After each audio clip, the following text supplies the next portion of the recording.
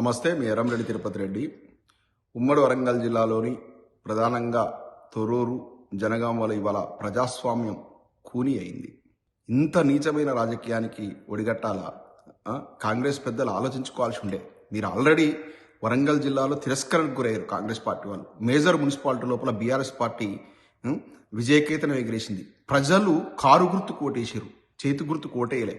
అంటే అక్కడ ఆల్రెడీ గెలుపు నైతికంగా బీఆర్ఎస్ పార్టీ గెలిచింది. ఎలా మున్సిపల్ సీట్లను ఆక్రమ పద్ధతి లోపల గెలుచుకొని ఓ నెంబర్ చూపించుకుంటవచ్చు, మేము గిన్ని గెలిచినాం గన్ని గెలిచినామని. కానీ రానున్న లోపల ప్రజా ఆగ్రహానికి మీరు గురికాక తప్పదు. అంటే ఇప్పటికే భ్రష్టు పట్టిపోయారు.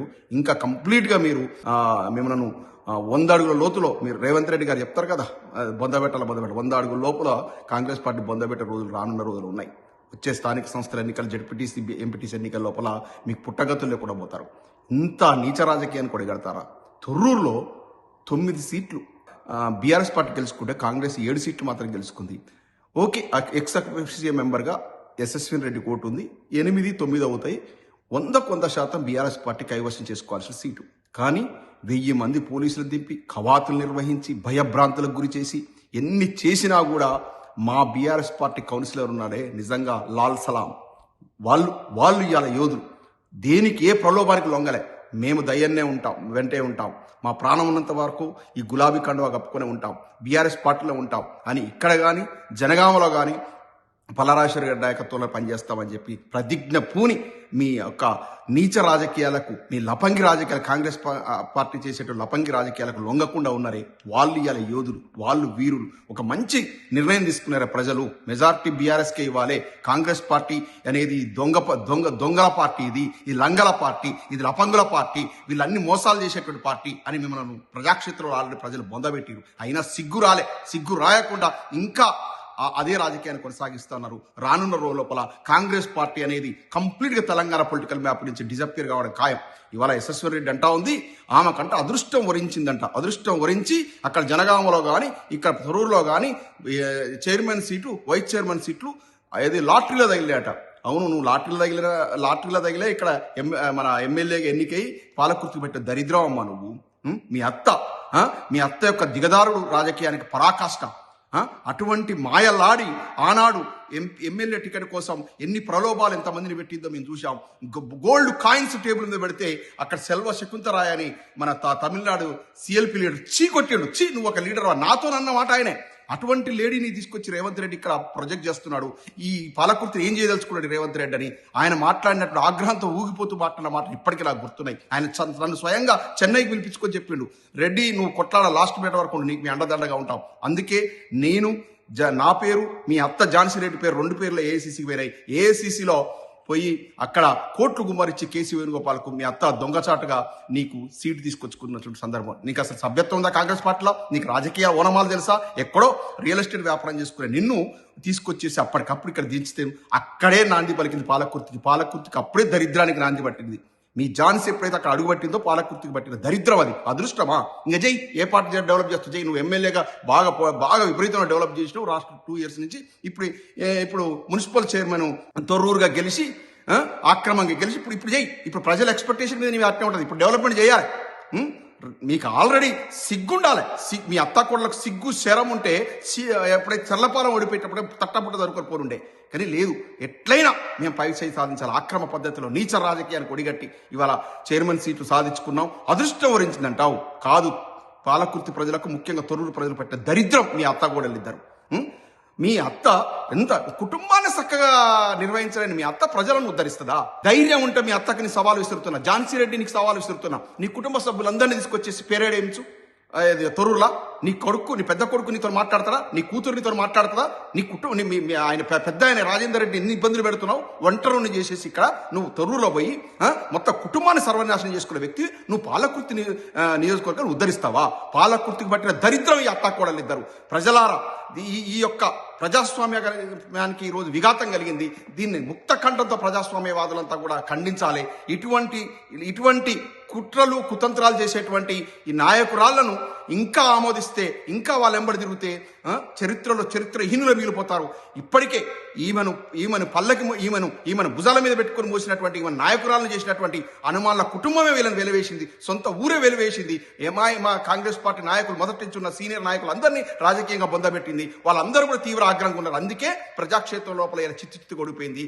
ఇలా కుట్ర రాజకీయాన్ని తెరలేపి మొత్తం ఉమ్మడి వరంగల్ జిల్లాలో కడియం శ్రీహరి అనే వ్యక్తి, ఒక దుర్మార్గుడు, ఇలా ఈ వికృత క్రీడకు కేంద్ర బిందువుగా తయారైండు. బీఆర్ఎస్ పార్టీలో గెలుస్తాడు, కాంగ్రెస్ పార్టీ కండవ కప్పుకుంటాడు. శిఖండిలాగా అటోడో ఇటోడో కాకుండా అటు ఇటు కాని వ్యక్తిగా ప్రజలు డైరెక్ట్ గా నేను కాంగ్రెస్ పార్టీ ఎమ్మెల్యే అని చెప్పుకోలేని దుస్థితిలో ఉన్నాడు ఈ నీచుడు కడియం శ్రీహరి. ఆనాడు ఎన్టీ రామారావుకు వెన్నుపోటు పొడిచిండు, రాజకీయ భిక్ష పెట్టిన. ఆ తర్వాత చంద్రబాబు నాయుడుకు వెన్నుపోటు పొడిచిండు. కేసీఆర్ గారు అధమ స్థితిలో ఈ గుంట నక్క ఓడిపోయి ఇంట్లో కుల్లి ఏడుస్తుంటే తీసుకొచ్చి డిప్యూటీ సీఎం చేసి గొప్ప రాజకీయ జీవితాన్ని ఇచ్చినట్టు కేసీఆర్ గారికి కూడా ఇలా వెన్నుపోటు పొడిచిండు. ఆ కుట్రలో భాగంగానే ఇటువంటి నీచుడు కాబట్టే కూతురుని ఇలా పంపించేసి ఒక అక్రమ రాజకీయానికి తెరలేపిండు పాలకృతి లోపల. ఏమమ్మా కడియం కావ్య, డాక్టర్ చదువుకున్నావు, విఘ్నురాలు అనుకున్నా, నీ మీద నాకు మంచి ఒపీనియన్ ఉండే. ఇవాళ ఒక చండాలమైన రాజకీయానికి ఇవాళ నువ్వు కూడా ఒక కేంద్ర బిందువు అయినావు. Warangal municipal corporation already ex official member ఉన్నావు, నీకు ఎలిజిబిలిటీ లేదు తొర్రులో, అయినా వచ్చి ఓటేసినావు. ఏంటంటే చైర్మన్ సీట్ గెలుచుకున్న తర్వాత కోర్టులో తేలేదా పోయేదా ఎప్పుడో అవుతుందని మీ అయ్యే లెక్కన నువ్వు చేస్తున్నావు. కానీ మీకు పుట్టగతంలో రాజకీయంగా ఇక ఇదే రాజకీయ చరమగీతం. ఈ అత్తాగోడలు వెంబడి దంట పట్టుకుని తిరుగుతారా? వాళ్ళు ఆల్రెడీ భ్రష్టు పట్టిపోయారు. పాలకుర్తి లోపల ప్రజలు చీత్కరిస్తున్నారు. వాళ్ళ దంట పట్టుకొని ఆ కౌన్సిల్ సమావేశంలో ఇవాళ నువ్వు గుసగుసలు పెడతా ఉంటావా యశస్వి రెడ్డితో? ఏం కావ్య, ఇదా నువ్వు సాధించినట్టు నిజం? ఇందుకోసం నువ్వు రాజకీయాలకు వచ్చింది. ఏదో మంచి పనులు చేస్తావని అనుకున్నామా? నాకు కూడా గుడ్ ఒపీనియన్ ఉండే ఒకప్పుడు నీ మీద. ఆమంటే ఆ అత్త ఆగడాలు తట్టుకోలేక, అత్త పెట్టే టార్చర్ తట్టుకోలేక అటువంటి పిచ్చి పనులు చేస్తా ఉంది. నీకేమైందమ్మా? చదువుకున్న వ్యక్తివి కదా. ఏదైతేనేమి ఈ కడియం కుటుంబం మొత్తానికి ఉమ్మడి వరంగల్ జిల్లాకు శాపంగా తయారైంది. ఈ అత్తాగోడలు ఇద్దరు పాలకుర్తి నియోజకవర్గానికి పట్టే దరిద్రం, అదృష్టం అంటున్నారు, అదృష్టం కాదు ఇవాళ దరిద్రం. ఈ దరిద్రానికి పరాకాష్టే ఇవాళ మున్సిపల్ చైర్మన్ సీట్ను ఆక్రమ పద్ధతిలో గెలుచుకోవడం జరిగింది.